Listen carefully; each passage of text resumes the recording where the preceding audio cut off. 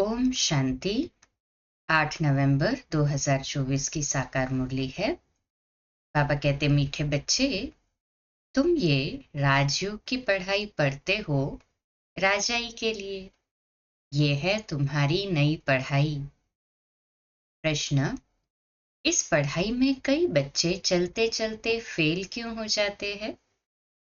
उत्तर, क्योंकि इस पढ़ाई में माया के साथ बॉक्सिंग है। माया की बॉक्सिंग में बुद्धि को बहुत कड़ी चोट लग जाती है।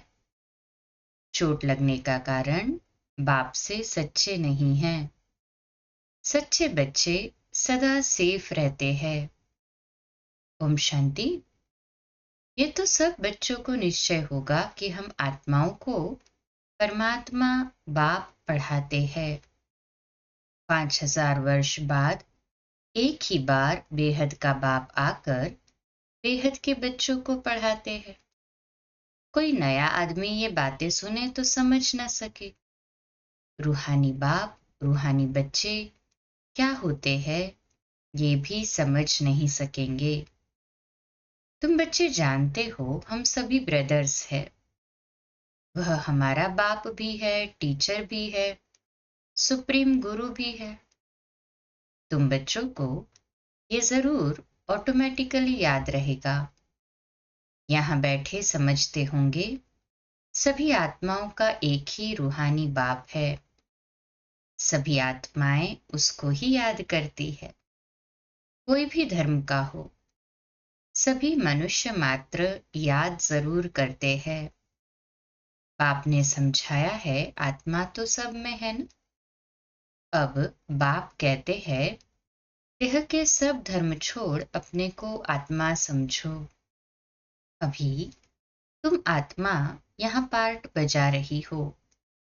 कैसा पार्ट बजाती हो वह भी समझाया गया है। बच्चे भी नंबरवार पुरुषार्थ अनुसार ही समझते हैं।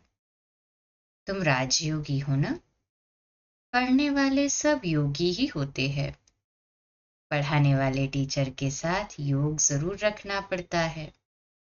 एम ऑब्जेक्ट का भी मालूम रहता है। इस पढ़ाई से हम फलाना बनेंगे। ये पढ़ाई तो एक ही है। इनको कहा जाता है राजाओं का राजा बनने की पढ़ाई। राजयोग है ना। राजाई प्राप्त करने के लिए बाप से योग। और कोई मनुष्य ये राजयोग कभी सिखला न सके। तुमको कोई मनुष्य नहीं सिखलाते हैं। परमात्मा तुम आत्माओं को सिखलाते हैं। तुम फिर औरों को सिखलाते हो। तुम ही अपने को आत्मा समझो। हम आत्माओं को बाप सिखलाते हैं। ये याद न रहने से जौहर नहीं भरता है, इसलिए बहुतों की बुद्धि में नहीं बैठता है।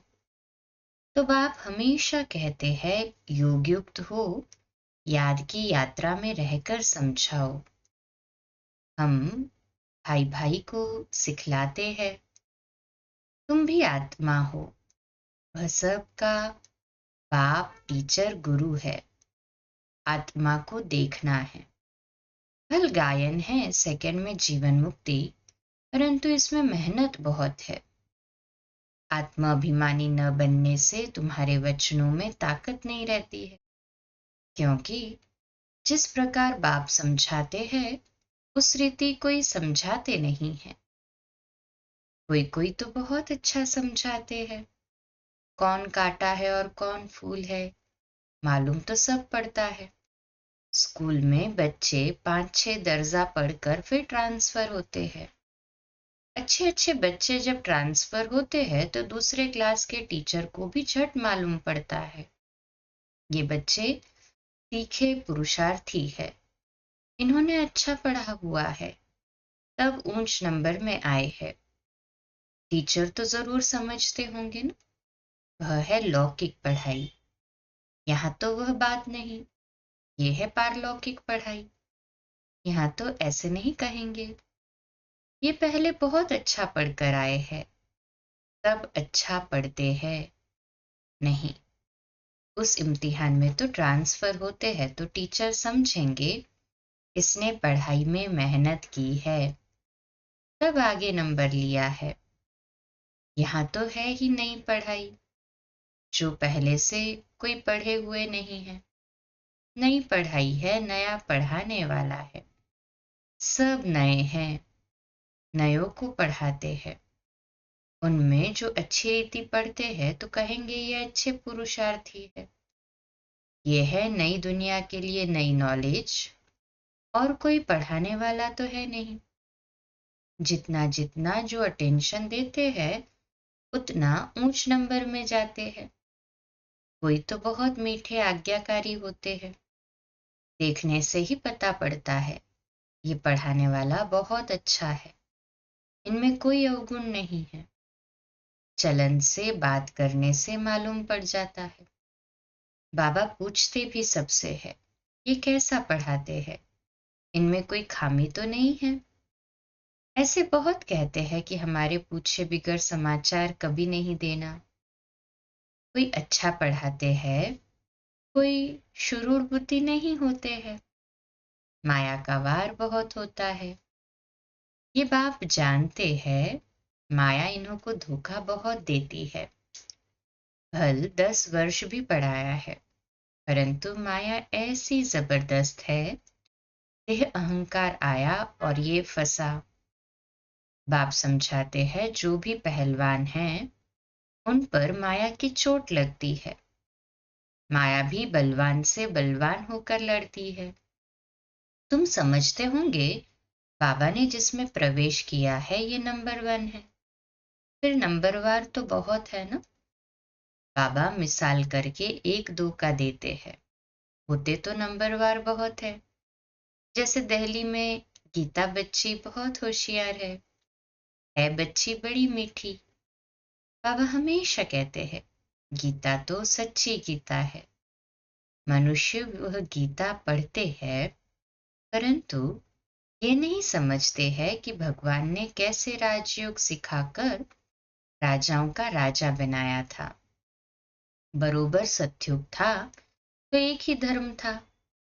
कल की बात है, बाप कहते हैं कल तुमको इतना साहूकार बनाकर गया, तुम पद्मा पदम भाग्यशाली थे।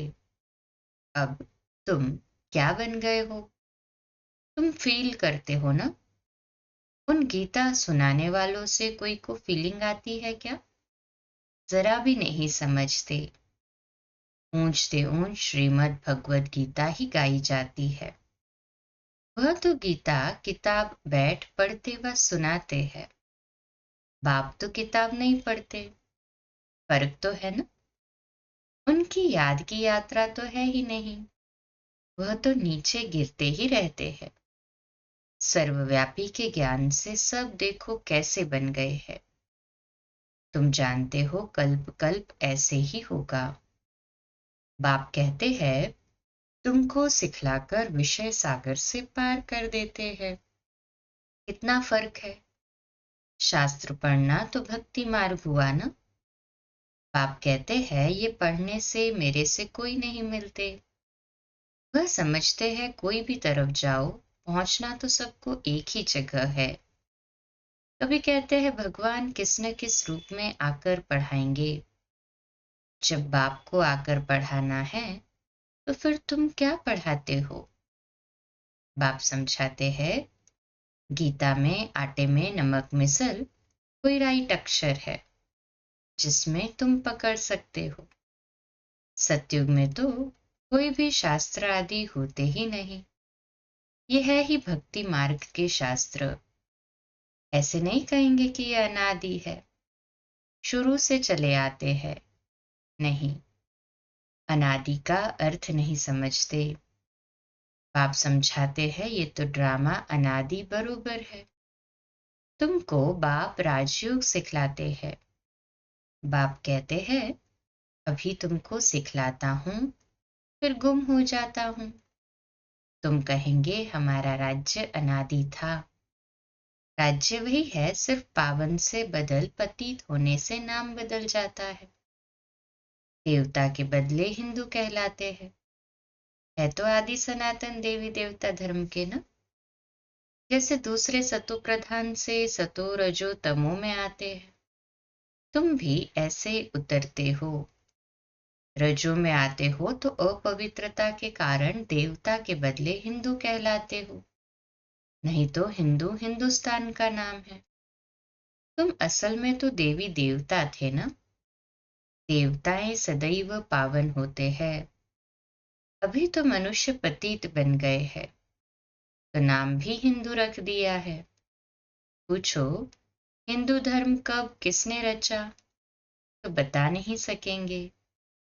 आदि सनातन देवी देवता धर्म था, जिसको पैराडाइज आदि बहुत अच्छे अच्छे नाम देते हैं। जो पास्ट हुआ है वह फिर रिपीट होना है। इस समय तुम शुरू से लेकर अंत तक सब जानते हो। जानते जाएंगे तो जीते रहेंगे। कई तो मर भी जाते हैं। बाप का बनते हैं तो माया की युद्ध चलती है। युद्ध होने से ट्रेटर बन पड़ते हैं। रावण के थे, राम के बने। फिर रावण राम के बच्चों पर जीत पहन अपनी तरफ ले जाता है। कोई बीमार हो पड़ते हैं, फिर न वहां के रहते वह न यहाँ के रहते। न खुशी है न रंज, बीच में पड़े रहते हैं।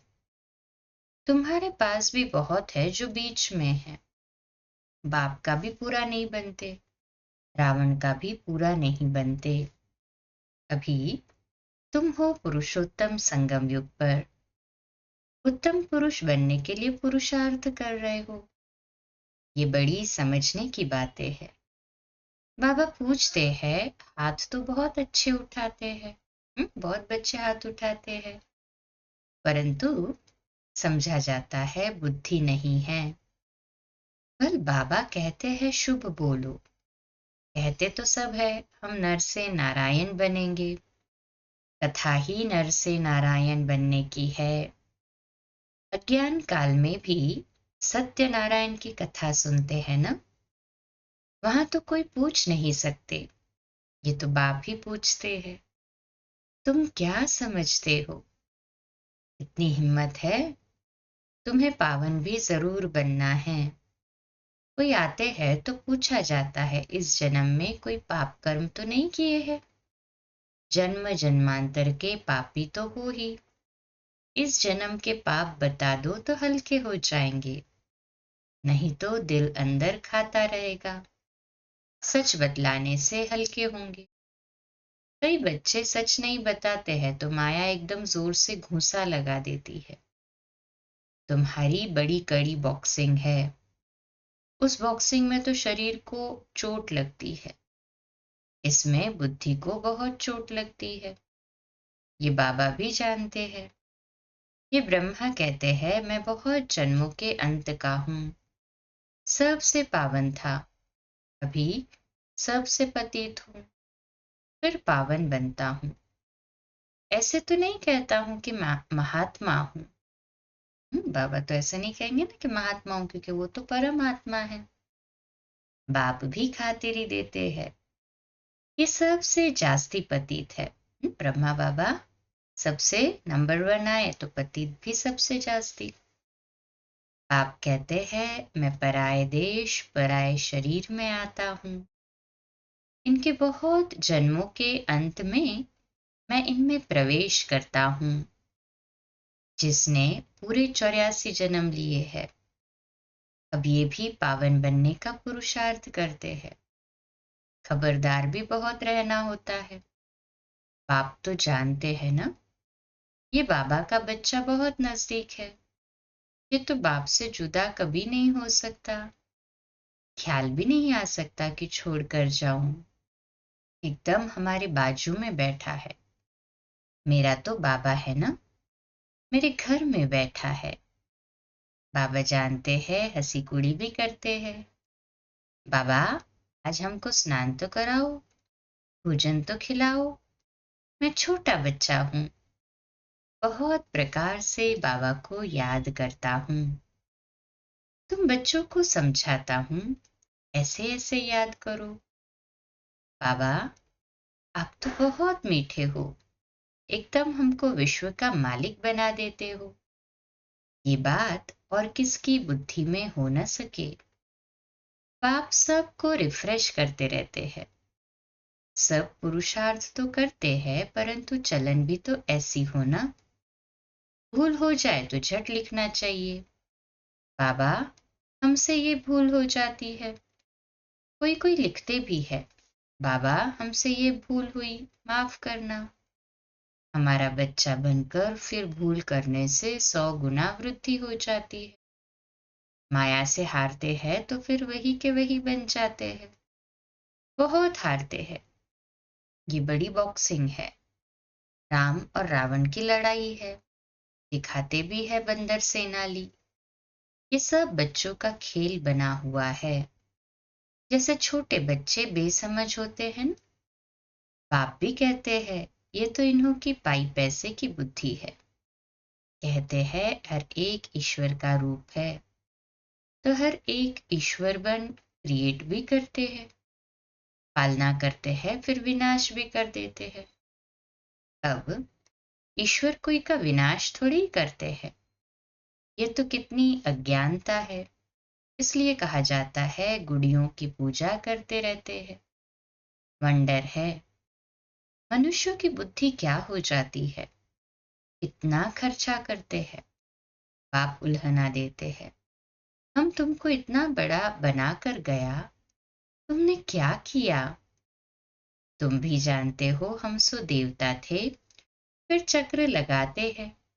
अभी हम ब्राह्मण बने हैं, फिर हम सो देवता बनेंगे। ये तो बुद्धि में बैठा हुआ है ना। यहाँ बैठते हो तो बुद्धि में ये नॉलेज रहनी चाहिए। बाप भी नॉलेजफुल हैं, रहते भल शांति धाम में हैं, फिर भी उनको नॉलेजफुल कहा जाता है। तुम्हारी आत्मा में भी सारी नॉलेज रहती है ना। कहे हाँ जी बाबा। कहते हैं इस ज्ञान से तो हमारी आंख खुल गई है। बाप तुमको ज्ञान के चक्षु देते हैं। आत्मा को सृष्टि के आदि मध्य अंत का पता पड़ गया है। चक्र फिरता रहता है। ब्राह्मणों को ही स्वदर्शन चक्र मिलता है। देवताओं को पढ़ाने वाला कोई होता नहीं, उनको शिक्षा की दरकार नहीं। पढ़ना तो तुमको है, जो फिर तुम देवता बनते हो। अब बाप बैठ ये नई नई बातें समझाते हैं। ये नई पढ़ाई पढ़कर तुम ऊंच बनते हो। First so last, last so first, ये पढ़ाई है ना। अभी तुम समझते हो बाबा हर कल्प आकर पतित से पावन बनाते हैं, फिर ये नॉलेज खलास हो जाएगी। अच्छा, मीठे मीठे सिकिलते बच्चों प्रति माता पिता बाप दादा का याद प्यार और गुड मॉर्निंग। रूहानी बाप की रूहानी बच्चों को नमस्ते। हम रूहानी बच्चों की रूहानी माता पिता बाप दादा को याद प्यार, गुड मॉर्निंग और नमस्ते। वाह बाबा वाह, शुक्रिया बाबा, शुक्रिया। धारणा के लिए मुख्य सार है पहली पॉइंट, बहुत बहुत आज्ञाकारी मीठा होकर चलना है। देह अहंकार में नहीं आना है। बाप का बच्चा बनकर फिर कोई भी भूल नहीं करनी है। माया की बॉक्सिंग में बहुत बहुत खबरदार रहना है। दूसरी पॉइंट, अपने वचनों अर्थात वाक्यों में ताकत भरने के लिए आत्म अभिमानी रहने का अभ्यास करना है। स्मृति रहे बाप का सिखलाया हुआ हम सुना रहे हैं, तो उसमें जौहर भरेगा। आज का मीठा वरदान है, अविनाशी नशे में रहे रूहानी मजे और मौज का अनुभव करने वाले ब्राह्मण सो फरिश्ता भव। तो आज का स्वमान, मैं ब्राह्मण सो फरिश्ता हूँ। मैं ब्राह्मण सो फरिश्ता हूँ। विश्लेषण, आप ब्राह्मण सो फरिश्ते देवताओं से भी ऊंचे हो। देवताई जीवन में बाप का ज्ञान इमर्ज नहीं होगा, परमात्मा मिलन का अनुभव भी नहीं होगा। इसलिए अभी सदा ये नशा रहे कि हम देवताओं से भी ऊंच ब्राह्मण सो फरिश्ता है। ये अविनाशी नशा ही रूहानी मजे और मौज का अनुभव कराने वाला है। अगर नशा सदा नहीं रहेगा तो कभी मजे में रहेंगे और कभी मूंझेंगे। अपनी सेवा को बाप के आगे समर्पित कर दो। हम्म अपनी सेवा को भी बाप के आगे समर्पित कर दो, तब कहेंगे समर्पित आत्मा। है ना सभी ऐसे समर्पित आत्मा? कहे हाँ जी बाबा। आज का व्यक्त इशारा है, सेवा की सफलता का आधार त्याग और तपस्या है। एक बाप दूसरा न कोई, ये है हर समय की तपस्या। और जैसा समय जैसी समस्याएं, जैसे व्यक्ति वैसे स्वयं को मोल्ड कर स्व कल्याण और औरों का कल्याण करने के लिए सदा इजी रहना, परिस्थिति और समय अनुसार अपनी श्रेष्ठ स्थिति बना लेना, अर्थात अपने को मोल्ड कर लेना, इसको कहा जाता है त्याग। इसी त्याग तपस्या से सफलता मिलती है। अच्छा, कम बोलो, धीरे बोलो, मीठा बोलो, सत्य बोलो, सोच समझकर बोलो। निमित्त भाव, निर्माण भाव, निर्मल वाणी। आज का नया दिन आप सभी को मुबारक हो, मुबारक हो, मुबारक हो। शुभ दिवस। ओम शांति।